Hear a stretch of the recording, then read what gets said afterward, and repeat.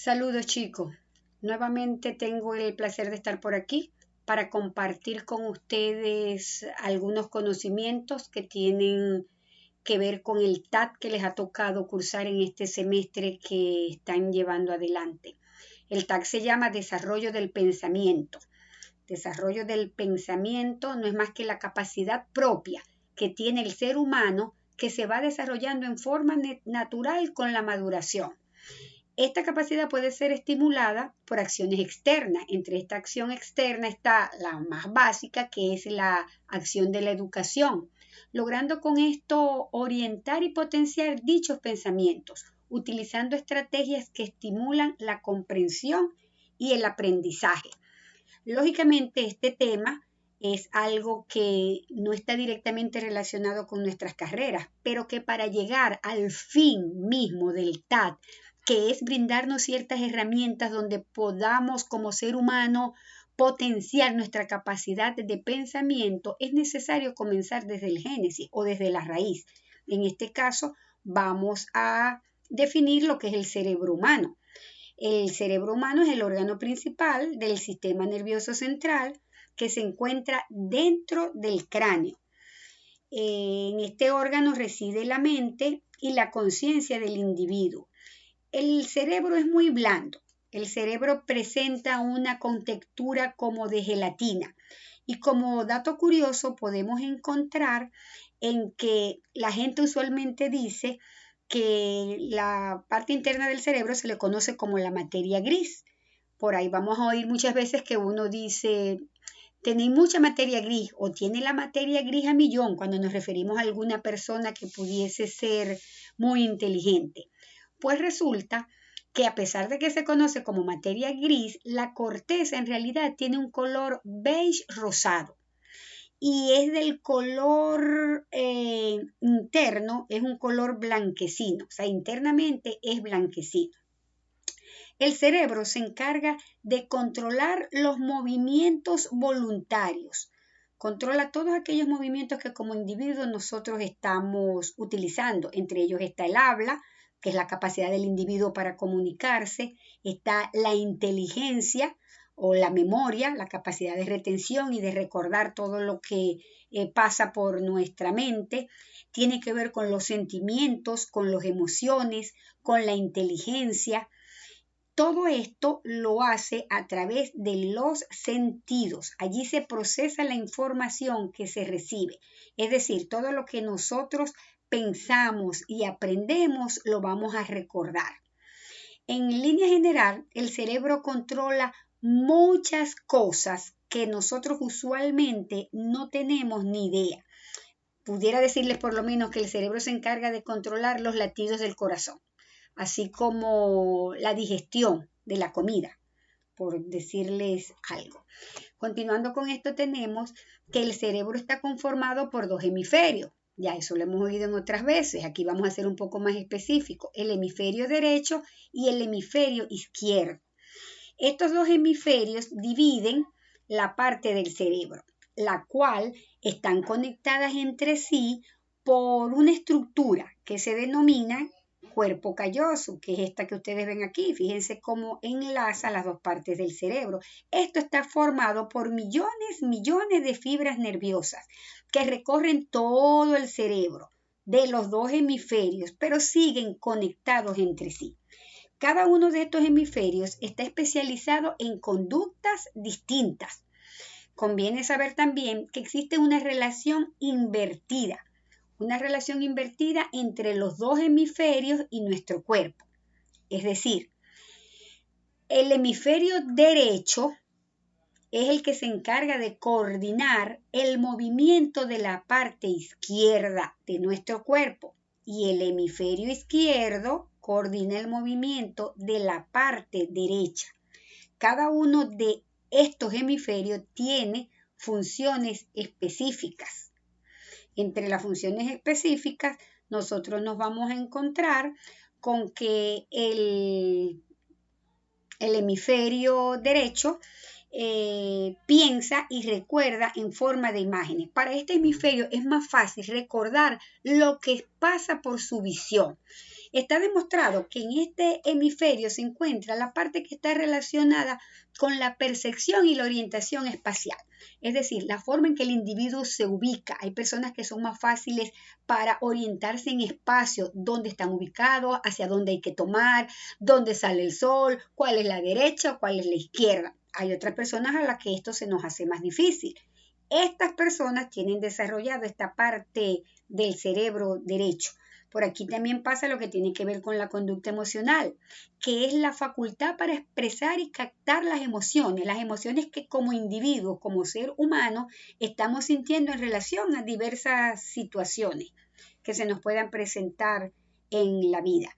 En este hemisferio también se hace mayor reconocimiento de caras, voces y canciones. ¿Les ha pasado que en algún momento escuchan una melodía y los transporta o los lleva a una situación que vivieron en otro tiempo? Bueno, eso tiene que ver con el cerebro derecho, con el hemisferio derecho. Esta parte también controla todo lo que tiene que ver con los aspectos no verbales de la comunicación, es decir, la forma de expresión que desarrolla más creatividad, más la imaginación del individuo, menos facilidad de expresión, de comunicación y más facilidad de crear a través de las manos, de pinturas, de dibujo, de especificaciones visuales.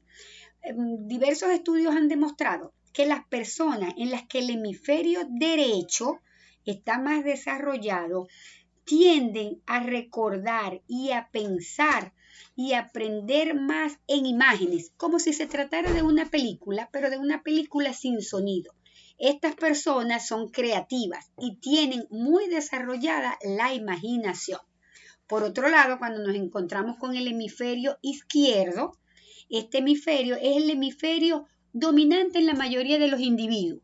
Es decir, que la mayor parte de los individuos utiliza las funciones de este hemisferio más que las funciones del hemisferio derecho.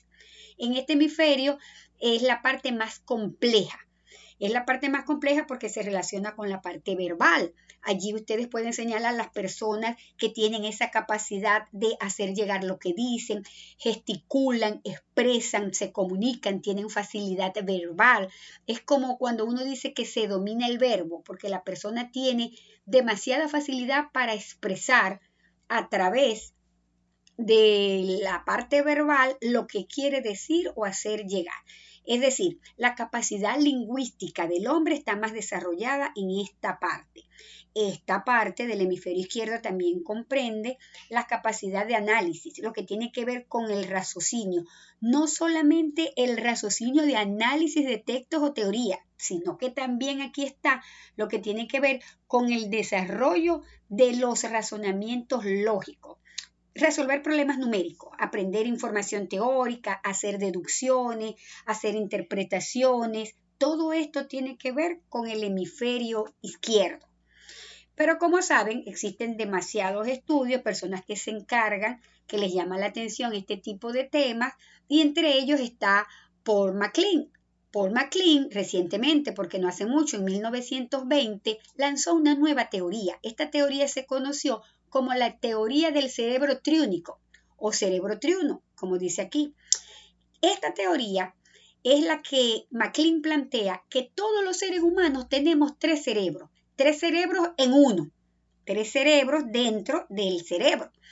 Esto tiene características diferentes e independientes, por eso están en esta representación distinguidos, no están unidos. Cada uno tiene características propias, diferentes, independientes, y cada uno procesa realidades de diferente manera. Es decir, que cada uno de estos cerebros tiene su propia inteligencia, sus propios objetivos y sus intereses compiten entre sí. Aunque se tengan los tres cerebros, estos tres que están aquí, se tiene uno que es más hiperactivo que otro. Es decir, uno domina más a los otros dos. Por lo que así la realidad que nosotros interpretamos la hacemos a través de aquel cerebro que tenemos más desarrollado. A pesar de que esta trilogía la tienen todos los individuos, muchos tienen uno de estos tres más desarrollado. ¿Con qué tienen que ver esta trilogía? Bueno, aquí vemos. El primero, que es el cerebro reptiliano. Este cerebro tiene que ver con la supervivencia inmediata del individuo. Es el que controla las funciones fisiológicas básicas para la supervivencia. Como pudiéramos decir, la parte de los alimentos, la necesidad del refugio, el territorio. Es el que nos mantiene vivo, pero no piensa ni sienta emociones. Él solamente se centra en el presente. Es decir, si tenemos hambre, si tenemos sed o si tenemos sueño. El otro que nosotros encontramos es el cerebro límbico.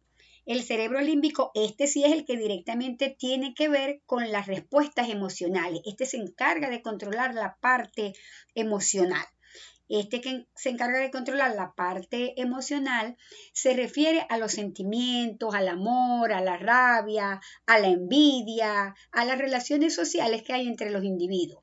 Se centra más que todo en el pasado, porque este tipo de cerebro enfrenta el futuro a través de los recuerdos que nosotros tengamos de situaciones que hayan sido agradables o desagradables, pero que la hayamos vivido en algún momento.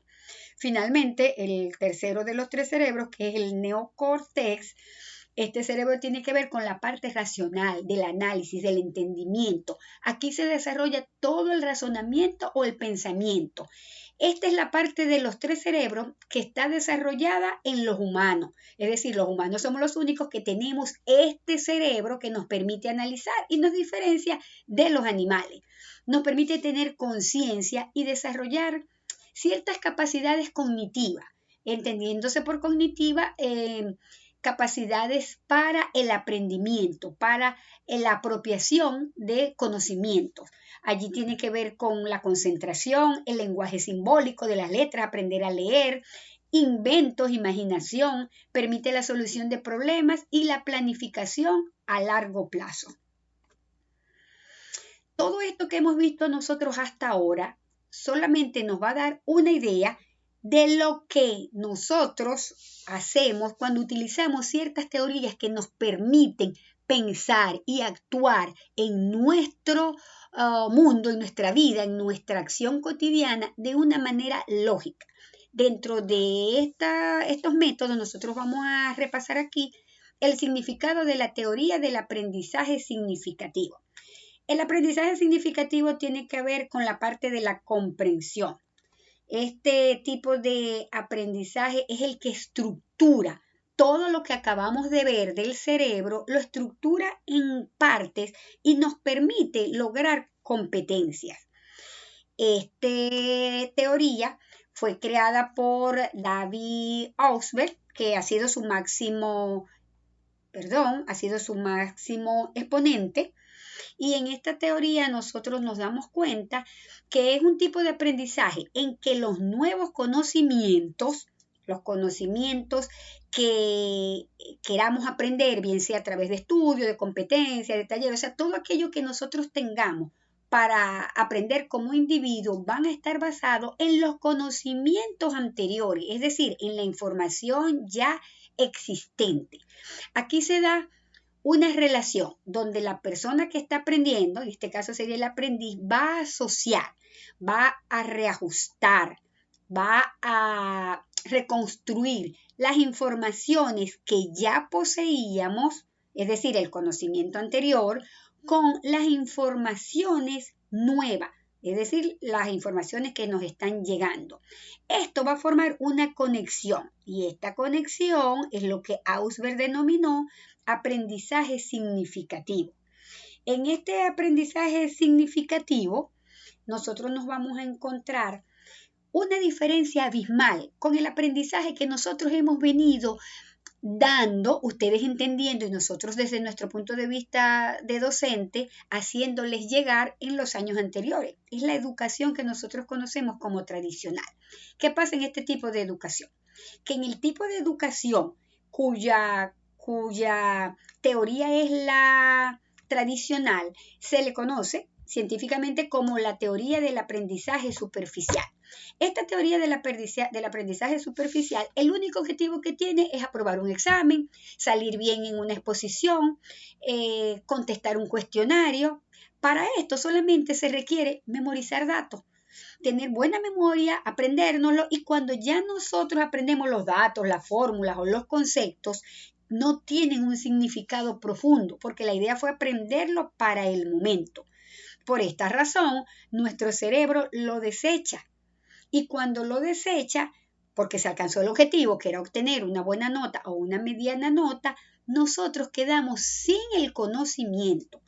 Por eso la importancia del conocimiento, del aprendizaje significativo, estudiar y aprender a través de él, radica en romper el paradigma, en tratar nosotros de aprender de una manera significativa, de relacionar lo que nos interesa y apropiarnos y mantener este tipo de conceptos. Este aprendizaje significativo tiene características varias. Aquí nosotros las podemos notar. Se dice que es permanente, aquí lo podemos observar, porque se dice que es permanente porque el saber lo logramos a largo plazo, es lo que acabo de explicar anteriormente. Como estudiamos de una manera significativa para que nosotros mismos tengamos esos conocimientos, el significado nos queda. Es un significado que es a largo plazo. Se dice que produce un cambio cognitivo porque pasa de una situación en la que no sabíamos nada a una situación en la que nos apropiamos de una información, en la que aprendemos algo.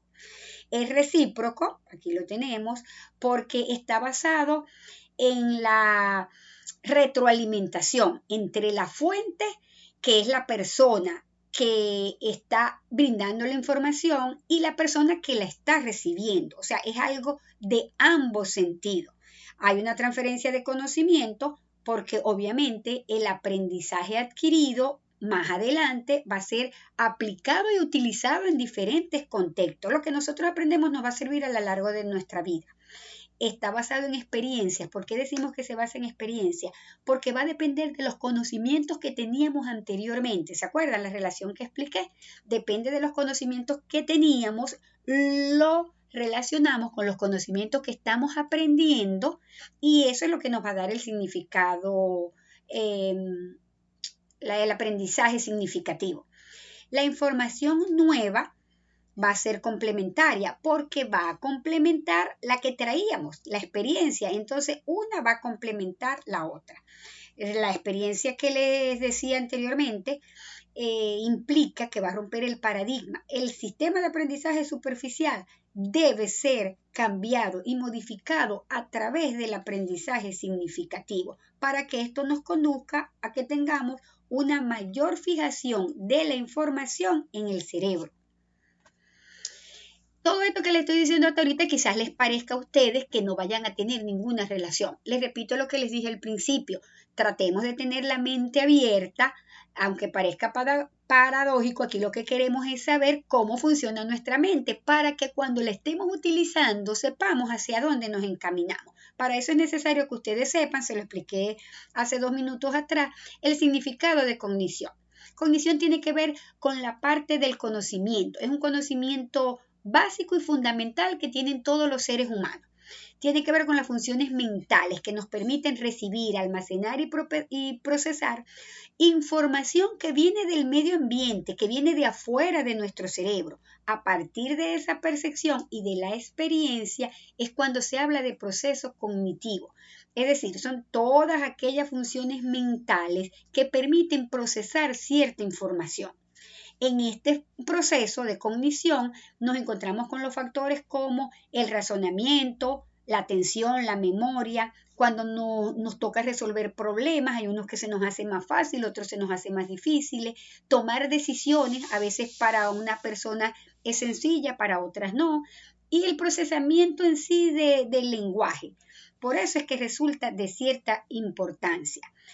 Este término lo enfocaron, lo unieron con otro que aquí nosotros tenemos, que es el de la metacognición. Esta también se conoce como la teoría de la mente. La teoría de la mente se refiere al conocimiento que tiene uno como individuo respecto a nuestra capacidad cognitiva. Es decir, la metacognición es el conocimiento, la capacidad que tiene el sujeto de comprender cuál es la forma en que a él se le hace más fácil aprender, cuál es la forma en que él piensa y la forma en que le resulta pudiera obtener un significado, un aprendizaje significativo. Cada uno de nosotros está consciente de que se nos hace más fácil. Yo puedo decir, yo leo y todo aquello que leo se me queda de una manera tan fijada que más adelante puedo expresarlo y recordarme de cosas que yo misma en el momento no entendí. Es decir, que para mí la parte de análisis del cerebro, la parte del hemisferio izquierdo, la tengo desarrollada, pero hay otras personas que prefieren la parte visual. Quizás cuando estén estudiando se recuerdan de la lámina y en la lámina van a decir, había una persona con un dibujo de relación en el cerebro y recuerdo que eran dos definiciones. Esa es la persona que es más visual. Entonces, la metacognición nos permite identificar cuál es la forma en la que nosotros aprendemos. Por ejemplo, un ejemplo de metacognición, yo les puedo decir que es que nosotros decimos, a mí me cuesta mucho leer, pero si yo oigo, a mí se me queda grabado de una manera más fácil, para que tengan una idea y por allí se dejen llevar. Esto que está aquí, este tipo de aprendizaje, el aprendizaje significativo, se relaciona con el aprendizaje comprensivo. El aprendizaje comprensivo es el que favorece el desarrollo de procesos reflexivos. Como su palabra misma lo dice, es la facilidad con la que comprendemos, con la que reconocemos si hay semejanzas o contradicciones en lo que estamos leyendo, oyendo o visualizando. Es lo que se ha aprendido de una manera comprensiva y que nos permite transferirlo mejor a otras personas y a otras situaciones. Desde esta concepción, la persona que aprende, es decir, el individuo, percibe la estructura y las relaciones que existen entre los elementos de lo que está estudiando de una manera que le permita hacer una resolución de la situación que se esté planteando en el momento. Esto que nosotros estamos viendo, tanto los aprendizajes comprensivos como los aprendizajes significativos, lo podemos nosotros estimular a través de técnicas que estos mismos estudiosos como Paul MacLean o Ausubel nos han presentado. Nosotros los hemos visto, muchos de nosotros hemos trabajado con ellos, pero realmente por tener un tipo de educación superficial no le hemos dado la importancia que tiene, no solamente porque son importantes, sino por la facilidad que como individuo esto nos proporciona a nosotros. Si lo utilizáramos más, seríamos mucho mejor en cuanto a la parte académica, a la parte de análisis, a la parte de rapidez para respuesta. Aquí nosotros nos vamos a encontrar con una de las técnicas, en este caso son los mapas mentales. ¿Qué es el mapa mental? Es una representación gráfica y organizada de nuestras ideas que se relacionan unas con otras a partir de un concepto. Este tipo de mapas se han utilizado, como ya les dije anteriormente, en la enseñanza a todos los niveles, ya que está comprobado que el cerebro procesa de una manera más eficaz los elementos visuales en comparación con un texto simplemente. Un mapa mental permite hacer interconexiones entre diferentes conceptos que se visualizan a través de una gráfica como esta que nosotros estamos observando. Los mapas mentales tienen lluvia de ideas y permiten organizar la información de una manera más importante. La lluvia de ideas nos lleva a la organización porque cuando estamos en un grupo y varias personas dan su opinión y cada una da una idea y seguimos los patrones para desarrollar un mapa, nos vamos a encontrar con una cascada de diferentes ideas que luego vamos a tener que organizar. Pero en esa cascada las personas han hablado de manera espontánea, han dicho realmente lo que cada uno de ellos está pensando. Esto puede incluir, los mapas mentales incluyen elementos significativos en función de los propósitos. pueden incluir imágenes, dibujos, líneas, curvas, puede cambiar el grosor de la línea, eso va a depender de la persona y del énfasis o importancia que nosotros le queramos dar a esto. Los mapas mentales se caracterizan también porque ellos llevan muchos colores. Nosotros aquí podemos observar que para elaborar un mapa mental, yo les hice este resumen. Cuando llegue a él, aquí está. Este resumen tiene que ver con la conformación de los mapas mentales. Dice que el tema central se representa en una imagen en el centro del diagrama. Es decir, que la idea central que ustedes vayan a tratar va a ir en el centro y de allí la estructura del mismo va a ser en forma radial. Esta estructura radial va a estar en función de la importancia que ustedes les den a cada uno de los conceptos que vayan a ir desarrollando.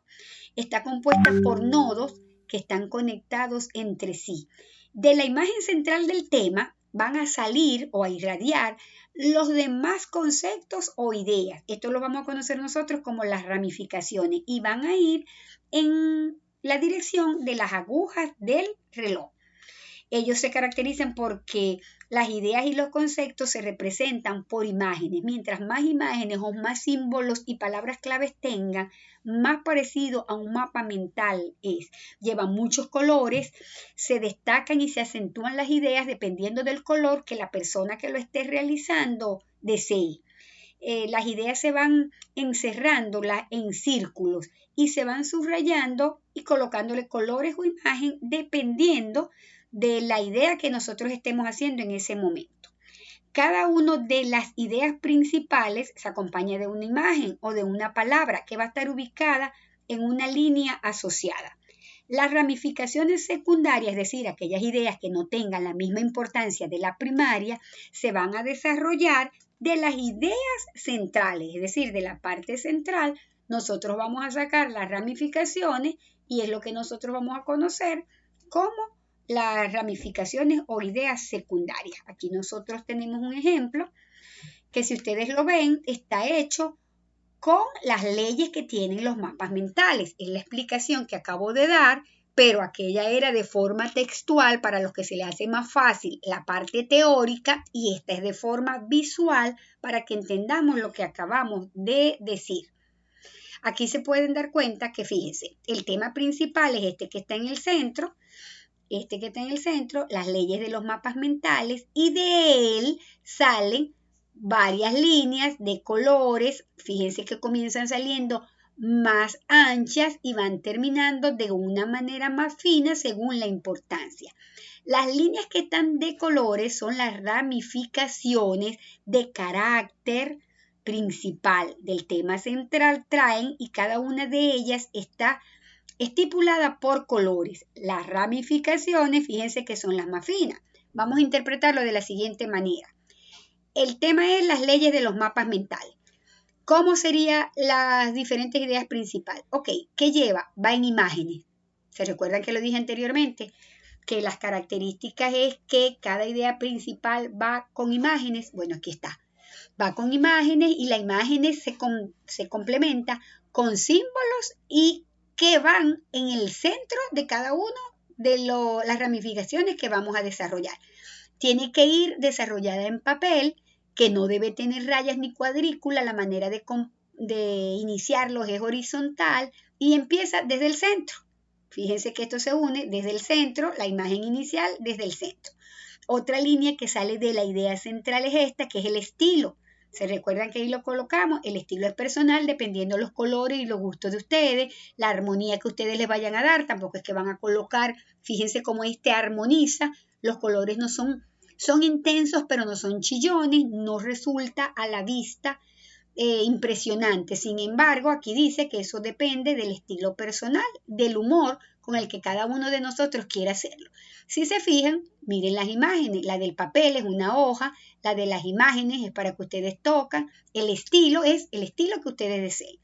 Fíjense que otra de las ramificaciones es la parte de los colores. y le dan como esta varita con muchos colores. Y dice que los colores van entre 3 y 7 colores, eso dependiendo del gusto de cada uno.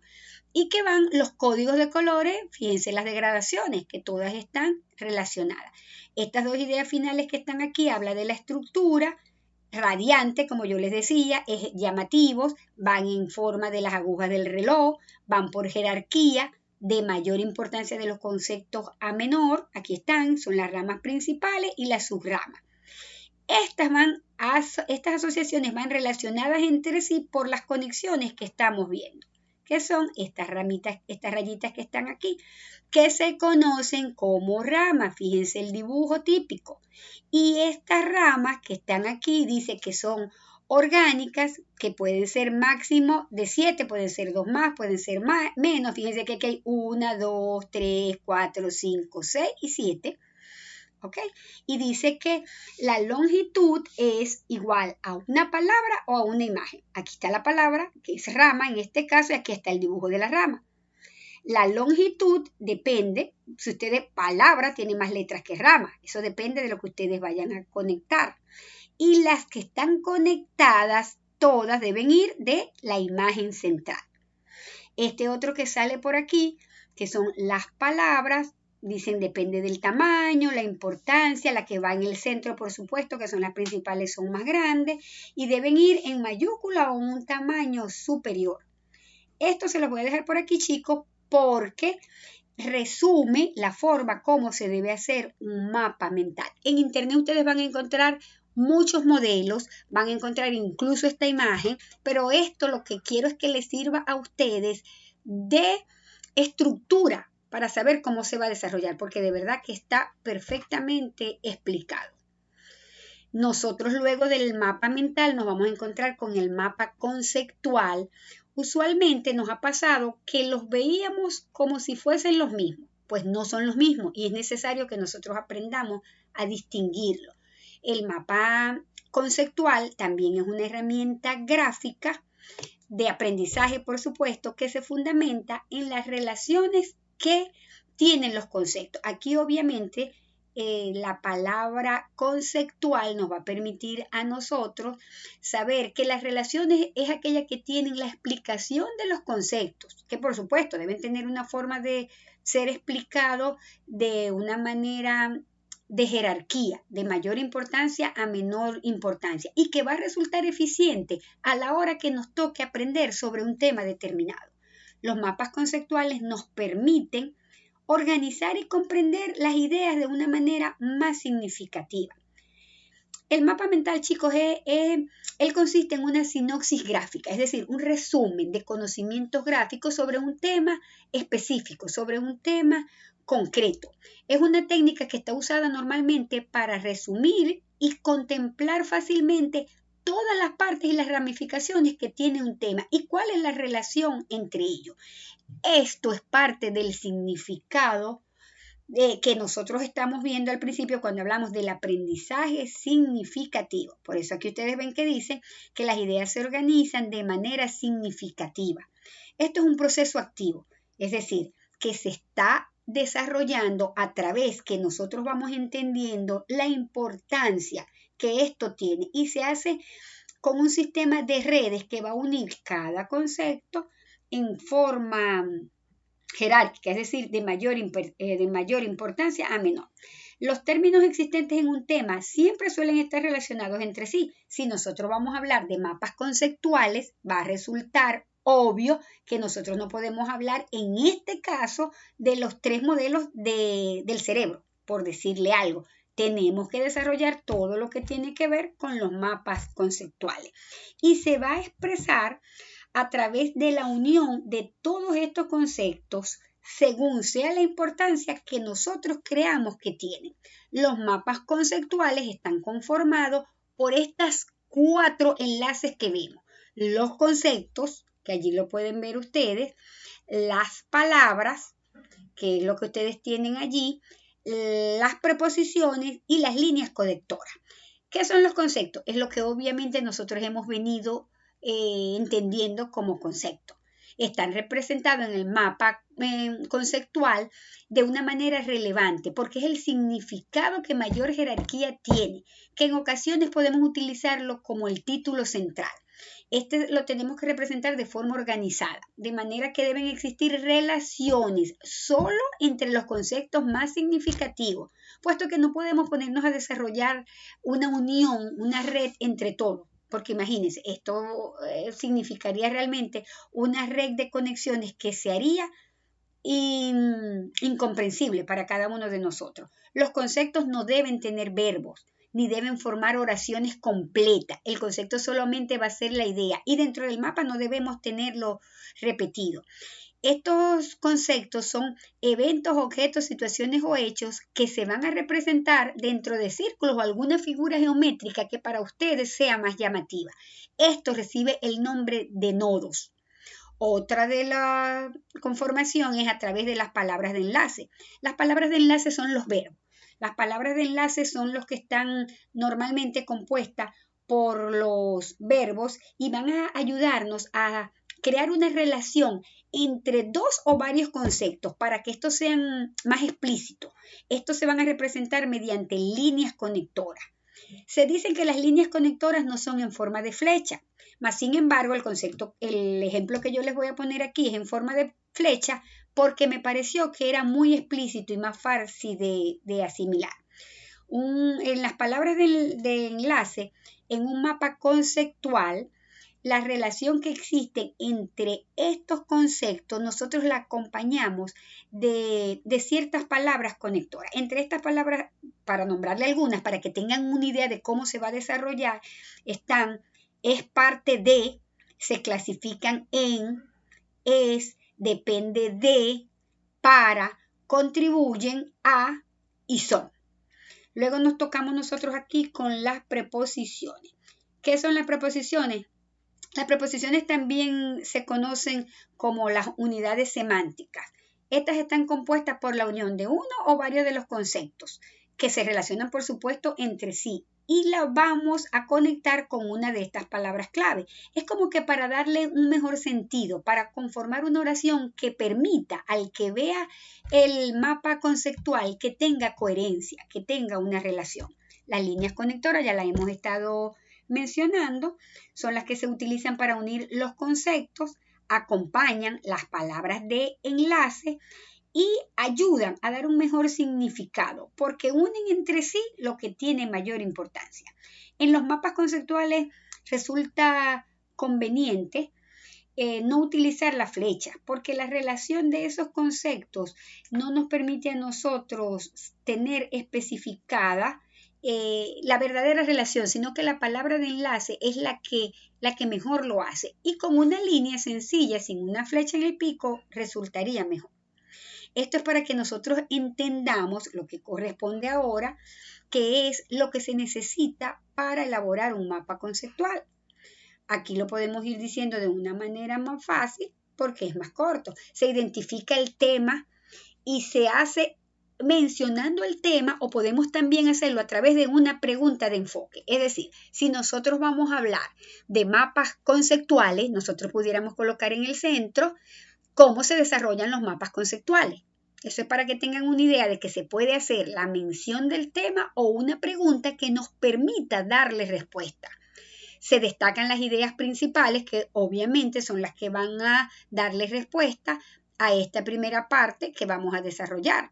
Se van a identificar cuáles son los conceptos más importantes del tema. Ustedes pueden hacer esta identificación aparte para no borrar y dañar. Todo esto lo van a hacer como en un borrador y van a decir, para elaborar un mapa mental, a mí me parece importante como concepto destacar las ideas principales, resumirlos, colocar un título, utilizar líneas en un borrador. Y luego cuando lleguen a la parte visual, a la parte de creación, ya ustedes las tienen allí. Y según la importancia, ustedes van a ir desarrollándolo. El título, igual que en el mapa mental, se centra en el centro. Lo único es que este es en la parte superior, no es en la parte del medio. Se conecta el título. El título, ya lo van a ver en el ejemplo mejor, no es lo mismo que la idea principal.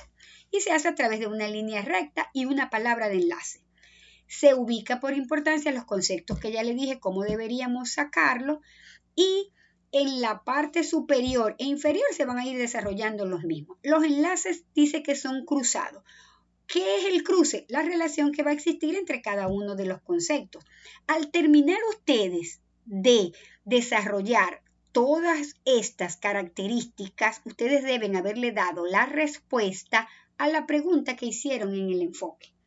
De allí que si nosotros nos encontramos con el ejemplo que tenemos a continuación, fíjense cómo comienza: mapas conceptuales. Este es el título. ¿Y cuál es la idea principal? No está hecha en forma de pregunta, pero es una estrategia de aprendizaje.